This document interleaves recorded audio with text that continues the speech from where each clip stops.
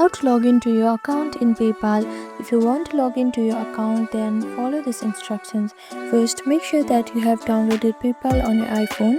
After that, click on the search bar and open PayPal. After you open this app, you will see this login page.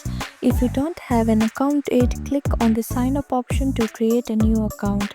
Now, to log into your account, type in your email address on this first field, or you can also use your phone number instead.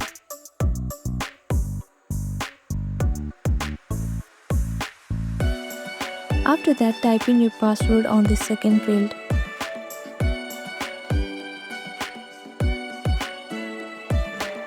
If you have forgotten your password, click on this forgot password link to reset it. Now click on login.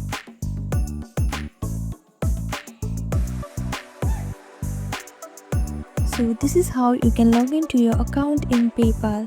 Thank you for watching this video. Please do not forget to like, share and subscribe to our channel, and comment down below if you have any other queries. Thank you.